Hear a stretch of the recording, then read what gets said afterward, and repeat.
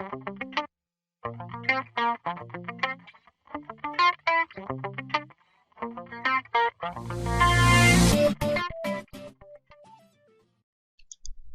আছেন বন্ধুরা? নিশ্চয়ই ভালো। আজকের টিউটোরিয়ালে আপনাদের সকলকে স্বাগতম। আজকে আমরা তিনটা বিষয় দেখব। এক হচ্ছে সুডো ক্লাস, দুই নেগেশন সুডো ক্লাস মানে নেগেটিভ যেটা আর কি, আর তিন নতুন কিছু সিলেক্টরস দেখব যে CSS3 এর। তো প্রথমে চলুন আমরা শুরু করি সুডো ক্লাস দিয়ে। তো এর জন্য আমি প্রথমে একটা div ক্রিয়েট করে নেই। এটার একটা ক্লাস দেই, সাপোজ প্যারেন্ট। দেন আমরা একটা এর ভিতরে কিছু প্যারাগ্রাফ নেই এবং এদের ক্লাস দেই চাইল্ড, এবং একটা টেক্সট লিখি।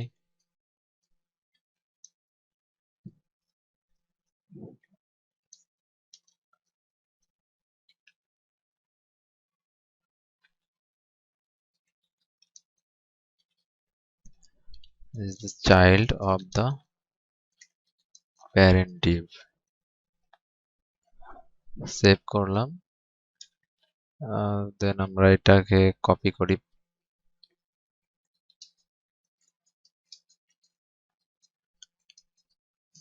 ছয়টা কপি করলাম। তো স্টাইল শিট যুক্ত করি।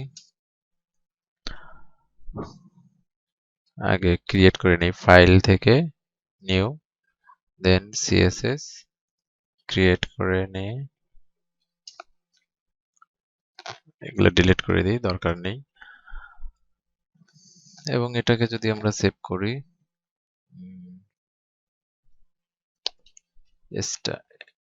style.css, এবং এখানে আমরা সেটাকে যুক্ত করে দিই রিলেটিভ স্টাইল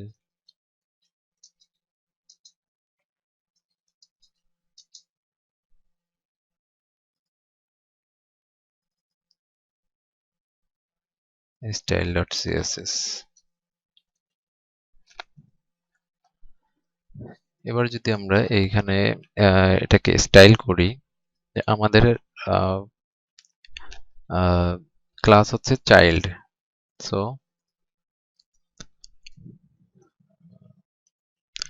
p ট্যাগের ভিতরে আমাদের nth চাইল্ড দিয়ে আমরা n সংখ্যক চাইল্ডকে সিলেক্ট করতে পারি। এখানে আমাদের প্রত্যেকটা এই প্যারাগ্রাফ এই ডিভের হচ্ছে একটা চাইল্ড, আর মেইন ডিভ যেটা যে এই চাইল্ড যে ডিভের ভিতরে আছে সেটা প্যারেন্ট, আর এই বডিটা যে এই পিটা এই বডির গ্র্যান্ড চাইল্ড, দ্যাট মিনস এটা হচ্ছে গ্র্যান্ড প্যারেন্ট, এই প্যারেন্টের প্যারেন্ট। সো আমরা যদি এটাকে সিলেক্ট করতে চাই তাহলে এই পি হচ্ছে তখন এই বডি এর গ্র্যান্ড চাইল্ড, তখন আমাদেরকে সেইভাবে সিলেক্ট করতে হবে।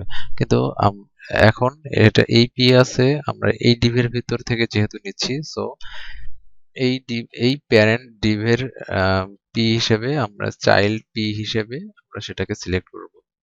সো nth চাইল্ড দিয়ে আমরা যদি সাপোজ 3 নাম্বার চাইল্ডকে সিলেক্ট করি, সো এখানে আমরা 3 সিলেক্ট করে দিলাম। এবার একটা কালার দিয়ে দিই, সাপোজ রেড, সেভ করলাম।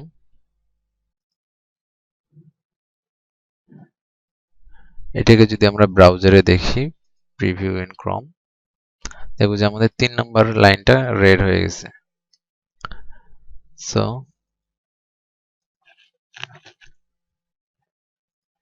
এভাবে যদি আমরা অড ইভেন দিয়ে দিই, যেমন অড হচ্ছে বিজোড় সংখ্যক যে সংখ্যাগুলোকে নির্ধারণ করবে, তো আমাদের আর 1 3 5 7 এভাবে করে আমাদের বারবার লিখতে হবে না এই কোডটা। তো আমরা যদি এটাকে দিই এবং ক্রোমে গিয়ে পেজটাকে রিফ্রেশ করি, তাহলে দেখুন যে 1 3 5 কিন্তু আমাদের রেড কালার হয়ে গেছে। এখন এটাকে কপি করে আমরা যদি এবার ইভেন দিয়ে দেই এবং কালারটা চেঞ্জ করে দেই, ইভেনে হচ্ছে জোড় জোড় সংখ্যাগুলোকে সে সিলেক্ট করে নেবে এবং কালার করে দিলাম লাইম। এবার পেজ যদি আমরা রিলোড দিই তাহলে দেখুন আমাদের 2 4 এবং 6 নাম্বার লাইনটা লাইম কালারে হয়ে গেছে। এটা সব থেকে ভালো হয় যদি কোনো আমরা অ্যাপ্লিকেশন ক্রিয়েট করতে যাই এবং সেক্ষেত্রে যখন আমরা টেবিল ব্যবহার করব, তো তখন আলাদা আলাদা লাইনকে কালার করতে গেলে বা সিলেক্ট করতে গিয়ে আমরা কিন্তু এইভাবে কালার করে দিতে পারি, তাতে আহ, জিনিসটা দেখতে সুন্দর হবে। আমরা এখানে ব্যাকগ্রাউন্ডও কিন্তু দিয়ে দিতে পারি, যেমন ব্যাকগ্রাউন্ড কালার। আমার এখানে আরজিবি কালার সিলেক্ট করে নেওয়া আছে, আপনারা এখানে ক্লিক করে কালার কিউব বা কালার কিউব সিলেক্ট করলে সেটা আরজিবি তে চলে যাবে। আর কালার ফরম্যাট আপনারা আরজিবি করে আরজিবিএ করে নেবেন, তাহলে আপনারা ট্রান্সপারেন্ট করতে পারবেন কালারটাকে। আর নরমালি আরজিবি করলে শুধু আরজিবি কালারটাই পাবেন সিলেক্ট করলেই। সো যাই হোক, আমি এখানে এই কালারটা দিচ্ছি, সরি, এটার ব্যাকগ্রাউন্ড একটা দিয়ে দিই।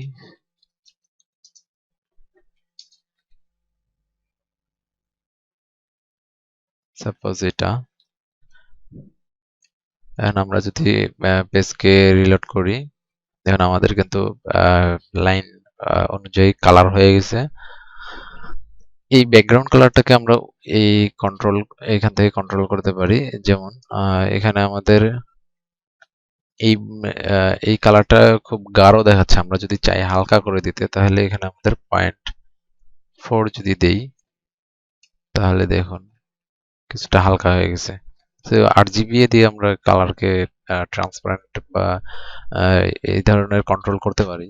তো এই কারণে আরজিবি আমার কাছে ভালো লাগে। অনেকেই অবশ্য এইচএসএল বা এইচএসএল এ ইউজ করেন, তো আমার কাছে আরজিবি এটাই ভালো লাগে।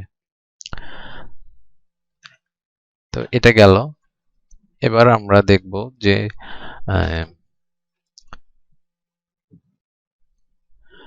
Negation pseudo class.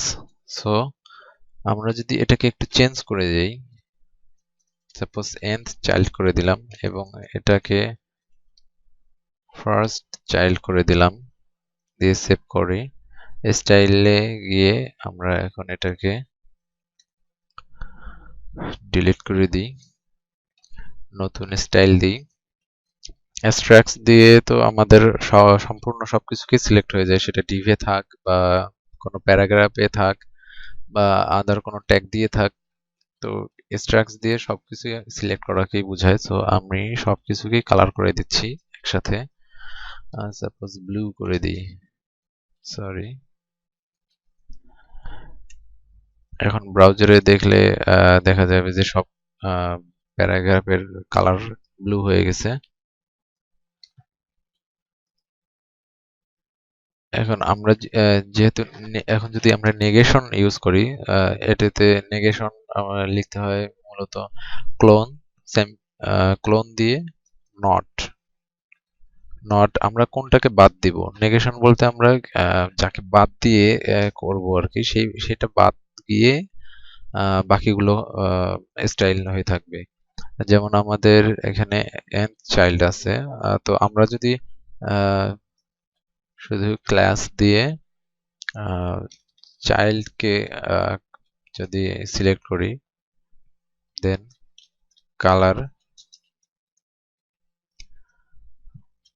Colour lime, save করি। এবার যদি ব্রাউজারে দেখি,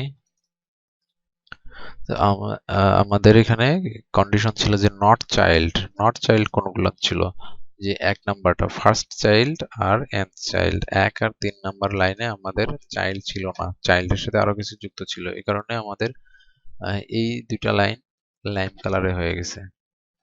আর বাকিগুলো কিন্তু ব্লুই আছে। এখন আমরা আরেকটা এটা হলো একটু বুঝে নেই যে নেগেশন, এটাকে বলে নেগেশন সুডো ক্লাস। সো এখানে কিন্তু আগে বা পিছিয়ে আমরা কোনো দিচ্ছি না, যে পি সিলেক্টরস বা ডিপ দিয়ে আমরা কোনো কিছু এখানে দিচ্ছি না। ডিরেক্টলি আমাদের ক্লোন হবে, দেন নট লিখবো এবং প্যারেনথেসিসের মধ্যে আমরা যে ক্লাসটা বা যে আইডি দিয়ে আমরা সেটাকে সিলেক্ট করতে চাই সেটা আমরা লিখবো এখানে, এবং তার যা স্টাইল করা দরকার আমরা এখানে স্টাইল দিয়ে দেব। আমরা আরো কিছু এখানে স্টাইল দিয়ে দিতে পারি। তো আমি শুধু কালার দিয়ে দেখালাম। এখন এটা ডিলিট করে দিই। ফার্স্ট কেটে দেই, এখান থেকে এন্ড কেটে দিই। এবার আমরা সিলেক্টর, নতুন কিছু সিলেক্টরস দেখবো CSS3 এর। সো একটা সিলেক্টরস হচ্ছে div, দেন গ্রেটার দেন p। এটা দিয়ে হলো যে এই ডিভটা হচ্ছে প্যারেন্ট আর এই পিটা হচ্ছে চাইল্ড। সো এই প্যারেন্টের যেসব চাইল্ড আছে আমি সেই সব পি কে একসাথে সিলেক্ট করলাম। সো এই প্যারেন্টের চাইল্ড আমরা ডিরেক্টলি সেই চাইল্ডকে হলো সিলেক্ট করতেছি। সো এখন যদি আমি এই পি এর কালার চেঞ্জ করে দেই বা স্টাইল করি, আমি কালার দিয়েই দেখাই, কালার রেড করি, সেভ, এবং ব্রাউজারে গিয়ে যদি আমরা রিফ্রেশ করি, দেখুন আমার সব কালার কিন্তু সবকিছুর কালার কিন্তু লাল হয়ে গেছে ডিভের। এটা বোঝার সুবিধার্থে আর একটু ভালো করে আপনাদেরকে দেখাই যে এই ডিভের যেহেতু ওই প্যারেন্ট ছিল, আমি আরেকটা এখানে পি নেই, this line is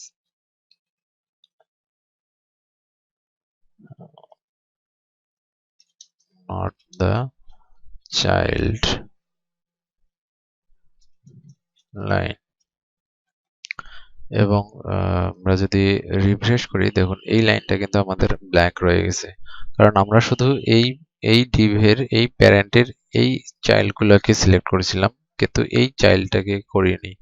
সো দেখুন ডিভের শুধু পি। এখন আমরা যদি এটাকে বডি বডি করে দেই, যেটা গ্রান্ড প্যারেন্ট, গ্র্যান্ড প্যারেন্টে কিন্তু হচ্ছে এই এই চাইল্ড কিন্তু তখন আর স্টাইলড হবে না। তখন এই প্যারেন্টের ভিতরে এটা কিন্তু তখন ডিরেক্টলি এটা প্যারেন্ট হয়ে আছে, বডি কিন্তু এই পি এর প্যারেন্ট হয়ে আছে এখন।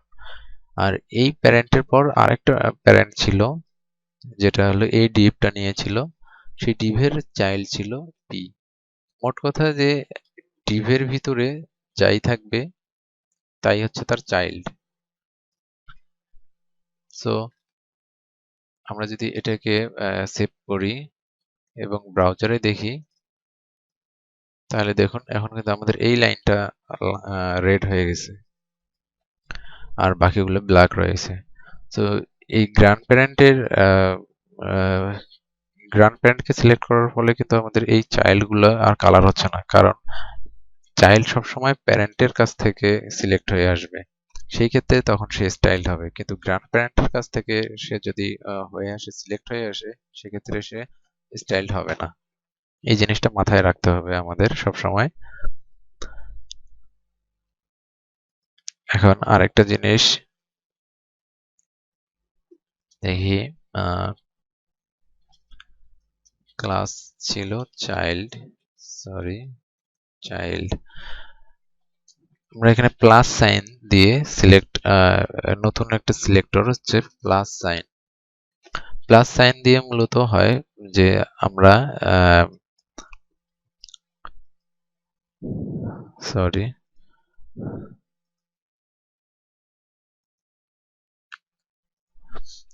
আমরা এই পিটাকে, এই পি ডট ক্লাস যেটা আমরা লিখলাম স্টাইলে, চাইল্ডটা লিখছি, তো এটার সাথে প্লাস করে আমরা পিটাকেও হলো কালার করতেছি, এই পি ট্যাগটাকেও কালার করতেছি, প্লাস যে এই চাইল্ড ক্লাস দিয়ে যেসব আছে তাদেরকে আমরা কালার করতে মানে স্টাইল করতেছি। কিন্তু এখানে একটা ব্যাপার লক্ষণীয় যে এই প্লাস দেওয়ার মানে হচ্ছে সেটা প্রথমটাকে বাদ দিয়ে পরেরটা থেকে শুরু করবে, মানে সে আগে মিলিয়ে দেখবে যে হ্যাঁ প্রথম ক্লাসটা আমার চাইল্ড কিনা, যদি হয় তাহলে সে পরের চাইল্ড থেকে শুরু করবে সেটাকে স্টাইল করা। সো এটাকে আমরা যদি সেভ করি এবং ব্রাউজারে দেখি, রিলোড করি, যেমন আমার কিন্তু এই লাস্টের টুকু বাদ দিয়ে দিই, এটা বাদ দিয়ে দিই, ব্রাউজারে যদি আমরা রিলোড করি দেখুন আমার কিন্তু প্রথম লাইনটাকে বাদ দিয়ে সে কালার বাকিগুলোকে কালার করছে। তো এখানে যদি আবার আমরা একটু চেঞ্জ করি, সাপোজ 4 নম্বর লাইনে nth চাইল্ড লিখে দিলাম, তাহলে দেখুন 5 নম্বর লাইন কিন্তু আবার ব্ল্যাক হয়ে গেছে। কারণ কি? যে কারণ হলো যে সে এই 4 নম্বর লাইনে দেখছে যে এটা nth চাইল্ড, এটা চাইল্ডের মধ্যে নয়, সে এই চাইল্ডকে মিলাবে, যে যেটা আমরা সিএসএস এ লিখেছি p ডট চাইল্ড। সো এই চাইল্ডকে মিলিয়ে যখন দেখতেছে যে হ্যাঁ এই চাইল্ডটা থেকে এই চাইল্ডটার দূরত্ব হয়ে গেছে, সো এটা আর প্রথম চাইল্ড না, সরি এটা আর প্রথম চাইল্ড না। সো সে করবে কি এখানে এটাকে ব্রেক করে দেবে এবং পরে এটাকে আবার প্রথম চাইল্ড হিসেবে নেবে এবং পরের চাইল্ডটাকে সে আবার স্টাইল করবে। এই কারণে কিন্তু আমাদের 5 নাম্বার লাইনটাকে সে প্রথম হিসেবে ধরে নিয়েছে, তাই কিন্তু আমাদের এটাকে কালো কালো দেখাচ্ছে।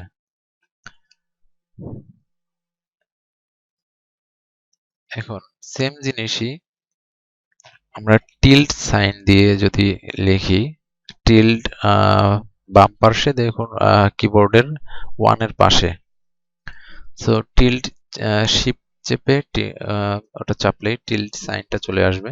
তো এটা যদি আমরা দেখি তাহলে দেখুন এটা আর প্লাস সাইনের কাজ কিন্তু সেম, প্রায় একই।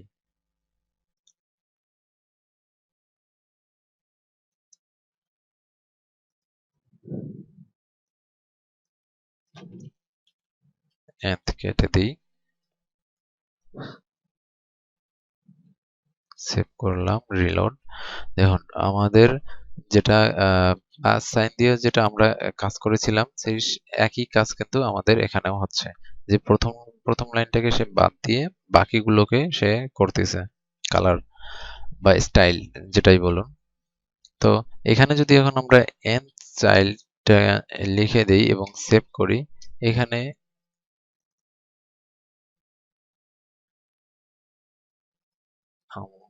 সেভ ফাইলস, সরি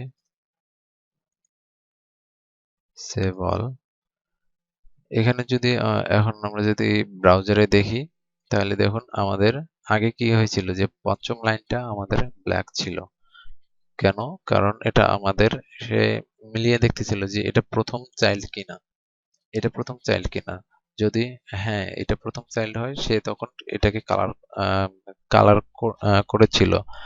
আর এখানে nth চাইল্ড থাকার কারণে সে যখন দেখেছিল যে না এটা প্রথম চাইল্ড না, এর সামনে nth child nth dash child আছে, তখন কিন্তু সে এটাকে প্রথম চাইল্ড ধরেছিল এবং তারপরেরটাকে কালার করেছিল।